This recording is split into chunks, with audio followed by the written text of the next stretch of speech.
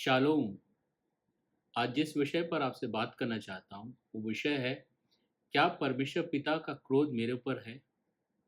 रोमी 1 अध्याय 18 और 19 में लिखा है, परमेश्वर का क्रोध तो उन लोगों की सब अभक्ति और अधर्म पर स्वर से प्रकट होता है जो सत्य को अधर्म से दबाए रखते हैं, इसलिए कि परमेश्वर के विषय का ज्ञान उनके मनों में प्रकट है, क्योंकि परमेश्वर ने उन पर प्रकट किया है। और आज हमारे और आप सोचने का विषय है, मेरे और आपके लिए सोचने का विषय है कि क्या परमेश्वर पिता का क्रोध मेरे ऊपर तो नहीं है। इसलिए ये जानने की आवश्यकता है कि क्या मेरा जीवन, मेरा चाल चलन, मेरा व्यवहार उस सत्य को दबा तो नहीं रहा है। क्योंकि यहाँ लिखा है, परमेश्वर के विषय का ज्ञान हमारे मनों में परमेश्वर ने डाला है। जब हम प्रभु यीशु मसीह को ग्रहण किया, जब हम प्रभु यीशु मसीह को अपना उद्धारकर्ता स्वीकार किया, जब परमेश्वर पिता ने हमारे अपने पापों से छुटकारा दिया, तो परमेश्वर का ज्ञान हमारे अंदर डाला गया है। ज्ञान क्या है? यीशु मसीह है। सत्य क्या है? यीशु मसीह है। हमने यीशु मसीह को अपना उद्धारकर्ता स्वीकार किया है, हमने यीशु मसीह को जाना है, हमने यीशु मसीह को, उसकी बातों को पहचाना है, हमने उसकी शिक्षाओं को जाना है। ये हमारे मनों में डाला गया है। जब हम उसके पीछे चलते हैं तो उसकी बातों को हम जानते हैं, समझते हैं।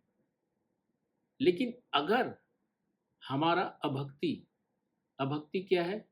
परमेश्वर पर भरोसा नहीं रखना, परमेश्वर की इच्छा को नहीं मानना, परमेश्वर पर आस्था नहीं रखना, ये हमारी अभक्ति को दिखाता है। अधर्म क्या है?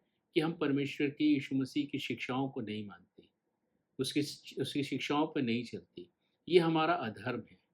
और ये दो चीज़, हमारी अभक्ति, जो हम परमेश्वर पर भरोसा नहीं रखते, विश्वास नहीं रखते, और जब हम उसके वचनों पर चलते नहीं हैं, ये दो कार्य जब हम करते हैं, तो ये कार्य उस सत्य को, जो सत्य परमेश्वर का ज्ञान है, सत्य जो प्रभु यीशु मसीह है, उसको हम दबा देते हैं, उसको हम सेकेंडरी कर देते हैं। हमारा चाल चलन, हमारी शारीरिक अभिलाषाएं, हमारी शारीरिक बातें, सब चीज़ ऊपर हो जाती हैं।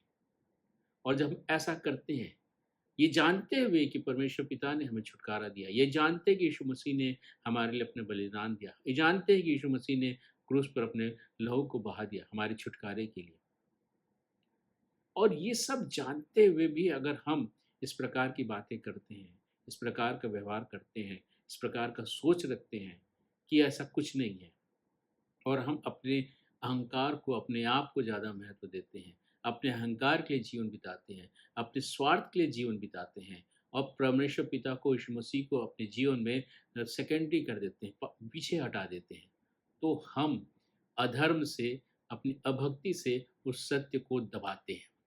और हमारा यही हमारे कार्य हैं जिससे परमेश्वर पिता हम पर क्रोधित होते हैं।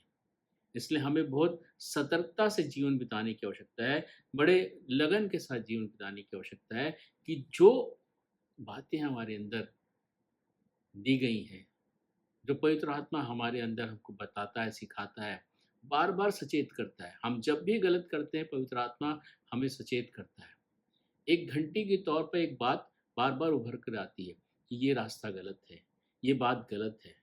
उस धीमी आवाज़ को सुनने की आवश्यकता है, उस धीमी आवाज़ के ऊपर ध्यान लगाने की आवश्यकता है, ताकि हम अपने रास्ते से भटके ना, ताकि हमारे जीवन में परमेश्वर पिता को, यीशु मसीह को प्राथमिकता मिलती रहे, और हम अपने कार्यों के द्वारा, अपने चाल चलन के द्वारा, अपने स्वभाव के द्वारा, अपने स्वार्थ के लिए, अपने अहंकार के लिए उस सत्य को ना दबाएं।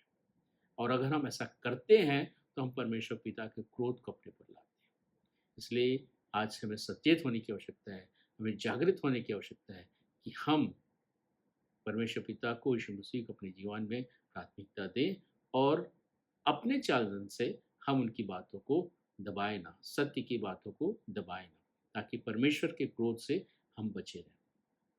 परमेश्वर इन वचनों के द्वारा हम सबों को बहुतायत की आशीष दे।